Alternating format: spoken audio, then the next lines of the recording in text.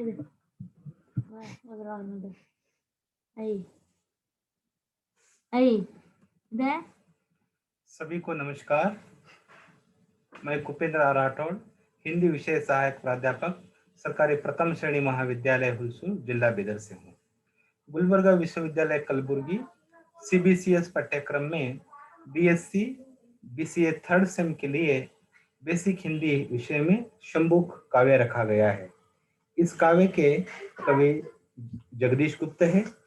हमने इससे पहले के वीडियो में शंबुक काव्य में जो पहला अंश है राजोद्वार के बारे में हमने चर्चा की थी।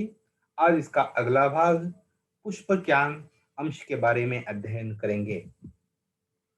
तो हम शंबुक काव्य का जो दूसरा अध्याय है पुष्पज्ञान, उसका प्रस्तावना, अर्थ विवरण के साथ साथ उपसंहार की ओर बढ़ेंगे।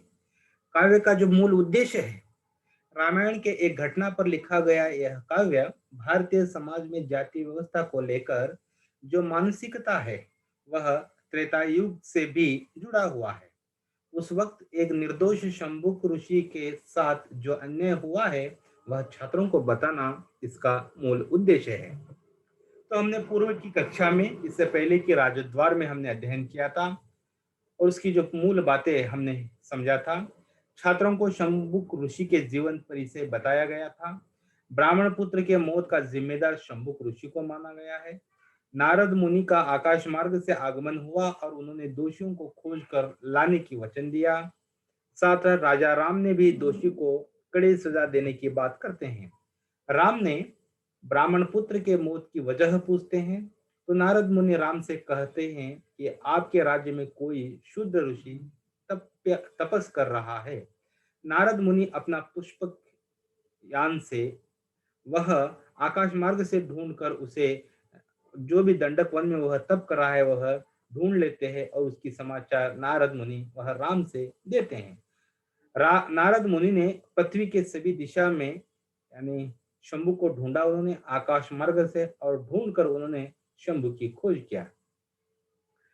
राजा राम के ऊपर ब्राह्मण लोग सभी दबाव डालते हैं कि ब्राह्मण पुत्र म्रियमाण की मौत के जिम्मेदार वही शूद्र तपस्वी शंभुक है जिसे आप उन्हें वध कर देना चाहिए है। हमने पिछले वीडियो में देखा था कि ब्राह्मण पुत्र म्रियमाण का मौत का जिम्मेदार जिस तरह से नारद वशिष्ठ की जो संवाद होती है पहले इकाई में राजद्वार के अंश में, कि नारद मुनि कहते हैं कि यह अल्पायु में विप्र जो ब्राह्मण है उनका पुत्र की मौत होना, सांप के काटने के कारण उसकी मौत हो जाने का, जो अल्पायु में जो वह मृत्यु पा लेते हैं, तो नारद कहते हैं कि यह सांप लड़ना यह कोई अशुभ है।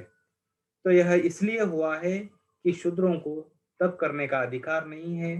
दंडक नामक वन में शूद्र जो शंभुक है वह तप कर रहा है, इसी का फलस्वरूप यह सब कुछ घटना घटी है। तो हम पुष्पज्ञान की ओर बढ़ते हैं। राजा राम ने इस समस्या के समाधान कैसे निकाला जाए उसके बारे में वह सोचते हैं और चिंता करते हैं। तो पुष्पज्ञान इकाई में हम देखते हैं कि राजा राम ने उसे शंभुक ऋषि की वह खोज करने के लिए अपने पुष्पज्ञान लेकर वह चले जाते हैं और वह बहुत चिंतित है क्योंकि ब्राह्मण लोगों का दबाव उसके ऊपर बढ़ रहा है। उसे न्याय देना है, समाज में शांति स्थापना करना एक राजा का कर्तव्य होता है। नारद मुनि ने चारों दिशा में आकाश, जमीन, जल, पर्वत से तेजी से वह चक्कर लगाया और उन्होंने जिस तरह से शंभु को उन्होंने खोज कर राम को पता किया उसका जिक्र भी वहीं पर। नारद मुनि ने आखिर शंभुक ऋषि का वह पता लगाते हैं। राम ने तुरंत शंभुक ऋषि के पास गया और विश्वामित्र को भी उन्होंने याद किया। राजा राम ने शंभुक ऋषि को दंड देने के लिए वन में चले जाते हैं। कवि कहते हैं इस संदिग्ध हालत में राम को प्रकृति ने भी सहायता किया है। राम ने ब्राह्मणों के दबाव में आकर जल्द ही दोषी को दंड देना चाहता है। राम राजा शंभुक ऋषि के पास जाते हैं और वह उन दोनों के बीच संवाद होता है।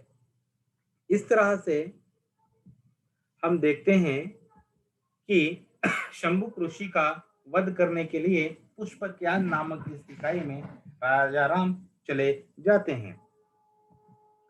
तो पुष्पज्ञान की विशेषता, यह काव्य प्रारंभ करने से पहले पुष्पज्ञान की जो कुछ विशेषता है वह इस इकाई में दिया गया है।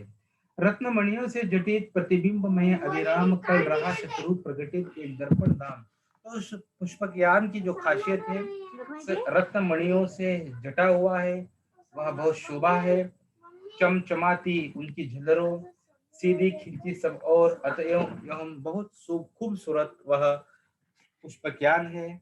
और उस खूबसूरती पुष्पज्ञान की ऐसे भी बहुत सारी तो विशेषता है ही, वह बिना ड्राइवर की पुष्पज्ञान है और राम के संकल्प के अनुसार वह पुष्पज्ञान चलता है। हम यूं कहें कि राम अकेला पुष्पज्ञान में चलकर उस शंभुक ऋषि की खोज के लिए चले जाते हैं। राम के मन के आधार पर, उनकी सोच के आधार पर वह पुष्पज्ञान ऑटोमेटिक चलता है और वह बहुत श्रृंगारित है। बहुत सारे स्वर्ण के खंभे हैं उस पुष्पज्ञान में, उनमें घंटियां हैं, मधुर संगीत है। इस तरह से पुष्पज्ञान की भी यहाँ पर वर्णन किया गया है। तो पुष्पज्ञान में बैठकर राम वह वन के लिए निकल पड़ते हैं।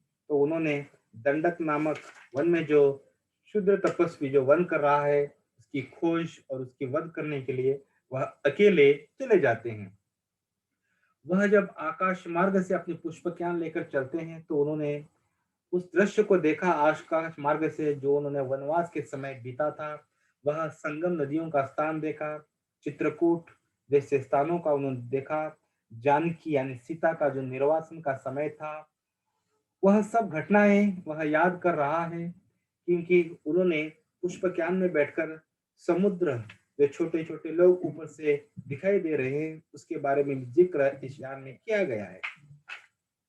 तो राम जिस तरह से यहाँ पर अहिल्या देवी का भी उल्लेख किया गया है, तो उसके बारे में कवि कहते हैं, राम ने छूकर उसे जैसे किया गतशाप, याद सब आने लगा इतिहास अपने आप।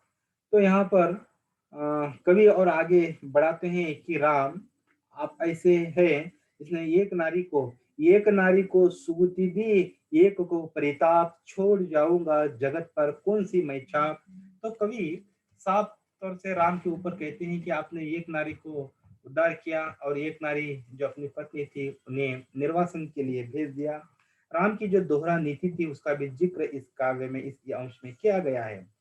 राम के साथ साथ राम पुष्पज्ञान में बैठकर प्रथम दर्शन जो वाटिका में सीता और उनका हुआ था उसका भी जिक्र वह भी सोचते हैं। और रावण भी उस स्वयंवर में जो रावण हार चुके थे उसका भी वह याद करते हैं। पुष्पज्ञान में बैठकर वह चित्रकूट के बारे में भी सोचते हैं। इसी तरह से उनका यान आगे बढ़ रहा है।